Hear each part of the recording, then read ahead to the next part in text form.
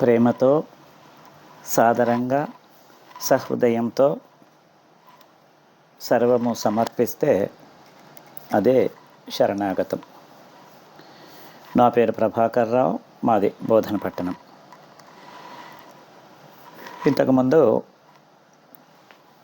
శరణన్న వారికి మరణం లేదని ఆ మూల చైతన్య శక్తి ఏదైతే ప్రాథమిక సృష్టికర్త, primary creator of the universe, ఆ మూల చైతన్య శక్తి యొక్క ప్రతిరూపమే సదాశివలింగ రూపము. తత్ప్రణమామి సదాశివలింగం అని లింగాష్టకములో మనం సదాశివము అంటే ఎల్లప్పుడూ, సదా అంటే ఎల్లప్పుడూ, శివము అంటే ఆనందం. ఎల్లప్పుడూ ఆనందం అంటే అది అమరత్వం. ఆధ్యాత్మిక ప్రయాణములో అత్యున్నత స్థితే అమరత్వం. దానికి మనం తత్ప్రణమామి సదాశివలింగం అని ఆ శరణాగతి కోరడము, ఆ లింగ రూపమైనటువంటి సదాశివమైనటువంటి ఆ మూల చైతన్య శక్తిని మనము సరెండర్ కావడం, ఆ శక్తికి. రెండవ శ్లోకం గురించి తెలుసుకుందాం. రెండవ భాగం. మొదటి భాగములో మనం దాని అంతర్లీనమైన అర్థాన్ని తెలుసుకున్నాం. కొత్త వాళ్ళు ఎవరైనా ఉంటే ఈ ఛానల్ను సబ్స్క్రైబ్ చేస్తే శరణన్న వారికి మరణం లేదు అని మొదటి భాగమైంది. ఇప్పుడు ఇది రెండవ భాగం. రెండవ భాగములో దేవముని ప్రవరార్చితలింగం కామదహన కరుణాకరలింగం రావణదర్ప వినాశకలింగం తత్ప్రణమామి సదాశివలింగం. దేవముని ప్రవరార్చితలింగం.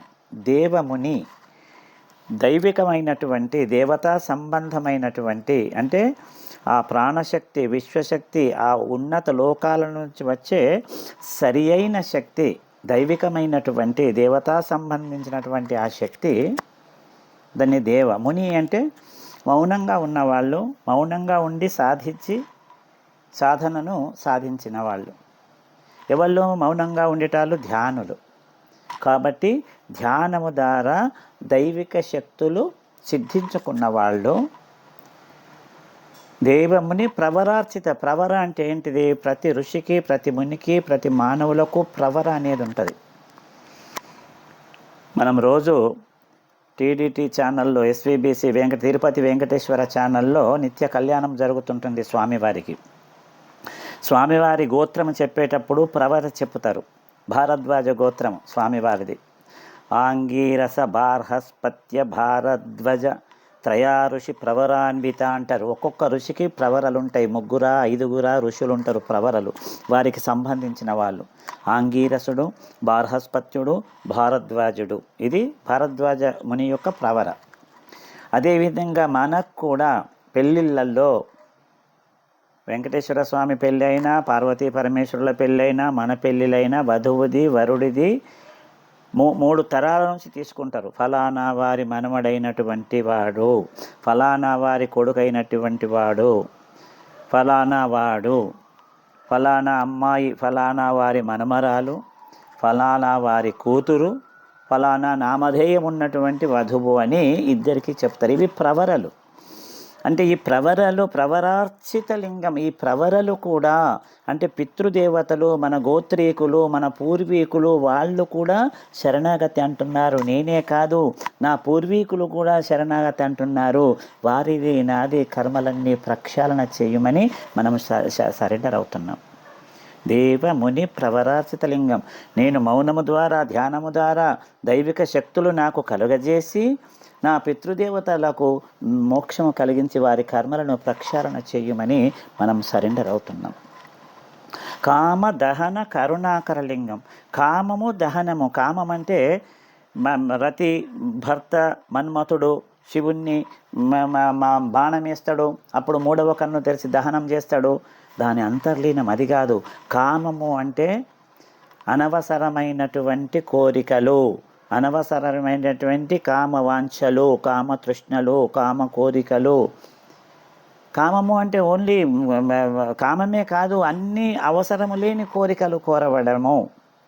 అవసరమైన కోరికలు ఎన్నన్నా కోరని అవసరం లేనివి. ఇలాంటి కామవాంఛలు కూడా కామవంటి వాంఛలు దహనము చేసుడు.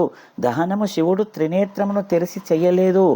నేను కోరుతున్నానేంటిదంటే ధ్యానము లోపల నా త్రినేత్ర స్థావరమైనటువంటి నా భృకుటి, నా నుదుటి ఆజ్ఞాచక్రం ఉన్నటువంటి స్థానములో ఆ థర్డ్ ఐ, ఆ త్రినేత్రాన్ని యాక్టివేట్ చెయ్యండి, జాగృతం చెయ్యండి. నాకున్న భ్రమలు భ్రాంతులు అన్నీ తొలగించి జ్ఞానాన్ని ప్రసాదించి ఈ నేత్రము ద్వారా, దివ్య నేత్రము, మనోనేత్రము, చక్షు, ఈ జ్ఞాన నేత్రము ద్వారా నాకు ఈ కామ వాంఛలు, కామ కోరికలు, కామ ఈ ఇష్టాలు, తృష్ణలు ఇవన్నిటిని కూడా మీరు నన్ను ఆత్మ జ్ఞానముతోని కలగకుండా చేయండి. ఈ కామ దహనాన్ని, నా కోరికలను నా త్రినేత్రముతోని దహనము చేసి నాకు కరుణను ప్రసాదించండి. కరుణా కటాక్ష వీక్షణాలతో నన్ను చూడండి. ఆ బ్లాక్స్నన్నీ తీసేసి జాగ్రత్త చేయండి అని మనము కామ దహన కరుణాకర లింగమని ఆ మూల చైతన్య శక్తికి శరణాగతి అంటున్నాం. రావణ దర్ప వినాశక లింగం. రావణుడెవళ్ళు? ఒక అసుర శక్తి, ఒక సరికాని శక్తి, ఒక నెగటివ్ ఫోర్స్, ఒకటి నెగటివ్ ఎనర్జీ.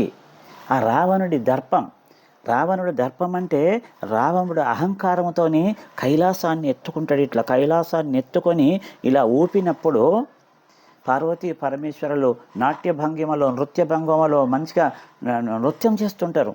వాళ్ళకు డిస్టర్బ్ అవుతుంది. అప్పుడు దర్పం చెయ్యాలని ఆ పాదముతోని ఆ కైలాసాన్ని ఇలా అంటే అక్కడ దర్పం మనిషి భుజం మీద ఒక గాయమవుతుంది. రావణుడికి భుజం మీద గాయం చేస్తాడు. నీ సంచిత కర్మలు ఎన్ని మోసుకొచ్చినావో చూసుకో, ఇది కూడా అందులో ఒక భాగమే అని సంచిత కర్మలలో దాన్ని యాడ్ చేసి ఆ కర్మ ప్రక్షాళన చేసుకోమంటాడు. అదేవిధంగా ఓ సదాశివ లింగ రూపమైనటువంటి మూల చైతన్య శక్తి, ఎనర్జీ చైతన్యమా, ఓ శక్తి కేంద్రమా, ఓ primary creator of the universe, ఓ ప్రాథమిక సృష్టికర్తకు నీకు నేను శరణాగతి అంటున్నాను.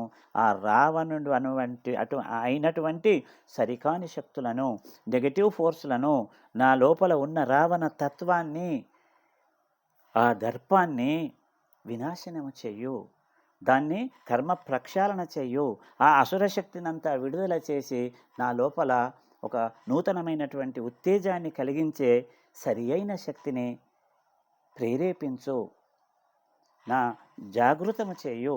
సరిగైన శక్తులనన్నింటినీ యాక్టివేట్ చేసి జాగృతం చెయ్యమని ఈ రావణ దర్పణాన్ని, రావణ తత్వం అనే అసుర శక్తిని, సరికాని శక్తిని తొలగించమని మనము సరెండర్ అయి శరణాగతితో ఆ మూల చైతన్య శక్తిని కోరుకుంటున్నాం. ఈ విధంగా రెండవ భాగములో దేవముని తత్వమైనటువంటి దైవిక శక్తులున్న మా ధ్యానులనందరినీ మౌనముతో ఉండి ధ్యానం చేసుకుంటాం. మా ప్రవరుల, మా పితృదేవతల కర్మ ప్రక్షాళనతో మా కర్మలు ప్రక్షాళన చేసి కామ దహనము, మాకు అనవసరమైనటువంటి కోరికలు, ఇచ్చలు, వాంఛనలు వాటన్నిటినీ తొలగించి దహనం చెయ్యాలి. రావణ దర్పము అసురశక్తికి, సరికాని శక్తుల దర్పాన్నంతా అణిచివేసి మాకు సరి అయిన శక్తులను యాక్టివేట్ చేయమని కోరుకునడమే ఈ రెండవ భాగములోని అంతరార్థం. Thank you my dear friends.